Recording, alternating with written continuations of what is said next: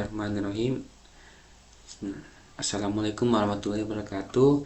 Perkenalkan, nama saya Muhammad Akram Saki Putra Suban dengan NIM 2251046, kelas B Prodi STI. Saya akan membawakan ceramah tentang syirik, penyakit hati yang membusukkan iman dan amal. Dengan ucapan Assalamualaikum warahmatullahi wabarakatuh. Jamaah yang dimuliakan Allah Subhanahu wa Ta'ala, segala puji bagi Allah yang masih memberikan kita nikmat iman dan tauhid. Salawat serta salam semoga tercurah kepada baginda Sallallahu Alaihi Wasallam dalam memurnikan ibadah hanya kepada Allah Subhanahu wa Ta'ala. Pada kesempatan yang singkat ini, marilah kita merundungkan sejenak tentang satu penyakit hati yang paling mematikan, yaitu syirik. Jika penyakit fisik merusak raga, maka syirik adalah penyakit yang membusukkan iman dan menghanguskan seluruh amal kebaikan kita. Apa itu syirik? Secara sederhana, syirik adalah menyekutukan Allah SWT dengan sesuatu yang lain, baik dalam hal rububiyah, uluhiyah, maupun asma wa sifat.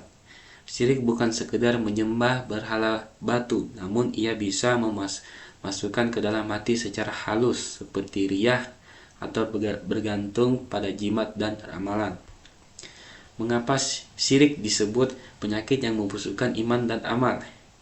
Ada 3 alasan utama mengapa kita harus waspadai, yaitu 1. Syirik menghapuskan seluruh amal kebaikan.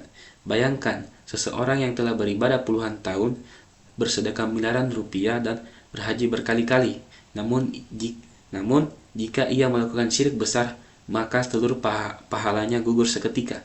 Allah Subhanahu wa Ta'ala berfirman dalam surah As-Zumar ayat 65, "Jika kamu mempersekutukan Tuhan, niscaya akan hapuslah amalmu dan tentulah kamu termasuk orang-orang yang merugi." 2. Syirik adalah dosa yang tidak diampuni jika dibawa mati. Berbeda dengan dosa lain yang masih berpeluang diampuni Allah Subhanahu wa Ta'ala melalui rahmat-Nya. Syirik merupakan pembatasan antara seorang hamba dan ampunan Allah jika pelakunya tidak bertobat sebelum ajal menjemput. Hal ini ditegaskan dalam Al-Quran surat An-Nisa ayat 48. 3. Syirik merusak fitrah dan ketenangan hati. Hati manusia diciptakan untuk hanya tunduk kepada satu Tuhan, yaitu Allah Subhanahu wa Ta'ala. Ketika seseorang menyadarkan nasib dengan selain Allah, seperti dukun, ramalan bintang, atau kekuatan gaib, maka hatinya akan selalu gelisah, penuh ketakutan, dan kehilangan kemerdekaan sebagai hamba Allah Subhanahu wa Ta'ala. Jamaah yang dirahmati Allah Subhanahu wa Ta'ala, syirik di zaman modern itu seringkali muncul dalam bentuk yang samar, seperti syirik kafi. Misalnya, merasa sukses semata-mata karena kecerdasan diri sendiri tanpa melibatkan peran Allah, atau melakukan ibadah agar dianggap saleh oleh manusia.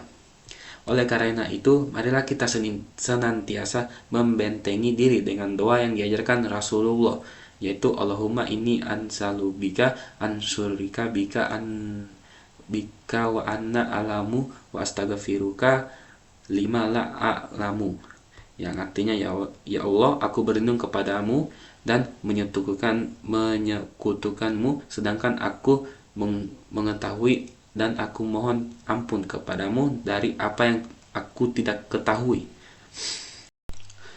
Sebagai kesimpulan, marilah kita jaga kemurnian tauhid kita. Jangan biarkan penyakit ini termasuk membusukkan iman yang telah kita pupuk. Jadikan setiap hembusan napas dan setiap amal kita dimurni hanya untuk mencari ridha Allah. Sekian dari saya, terima kasih. Wassalamualaikum warahmatullahi wabarakatuh.